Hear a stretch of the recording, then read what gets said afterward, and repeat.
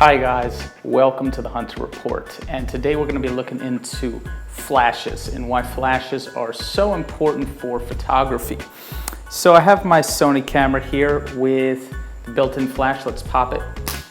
See this little guy right here. Let's take a look at it. It's very rectangular. It's very narrow, projects the light in a very specific pattern. So let's take a test shot, take a look at it. Please subscribe, please give me thumbs up. Let's get into some photographic science. I'm gonna stand in my spot and take a shot with the built-in flash. As you can see from the photo, you can clearly see my shadow, and this is not the most desired effect. You can get this external flash by the Neewer company for under $40. And it's a manual flash, so you get what you pay for, but it is well built. Let's take a look at what it looks like when we're using this instead of the little dinky built-in flash. So notice that the flash is pointing towards me. We're gonna do two shots where it's pointing towards me like this. So you can see that there's still a little bit of shadow behind me. But now let's go and point it up. Now the thing you have to know about pointing the flash up is you see this is a very contained room. Let's say you're out on the street. Let's say you're out, in a concert hall. There's gonna be a huge difference. But what this room is gonna do, it's gonna take all that light, it's gonna bounce it all around, it's gonna scatter it all around, so it's gonna, create a very uniform light, and it's gonna get rid of the shadow. So let me show you what I mean. So this is a shot with the flash up.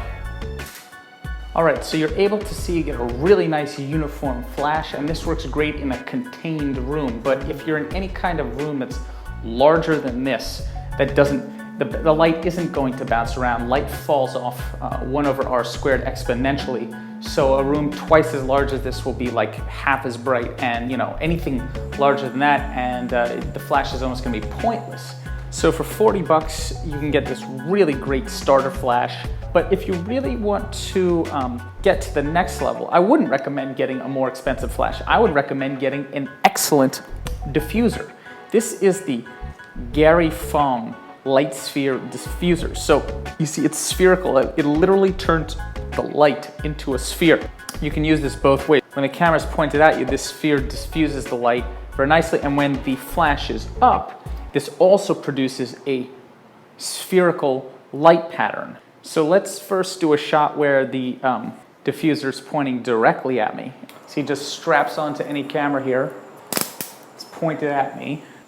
So this is where the Fong Lightsphere pointed directly at me. So yeah, there's a tiny bit of shadow, but just compare that quickly to the shadow from the flash without the diffuser, and you can see it's very, very clear. This is the newest version of Fong Lightsphere, and it compresses just into a very, very nice form factor, just like that. So you can easily slip this into your camera bag. High quality, under $40 flash. Check the description below. Super awesome, futuristic, spherical diffuser by Fong.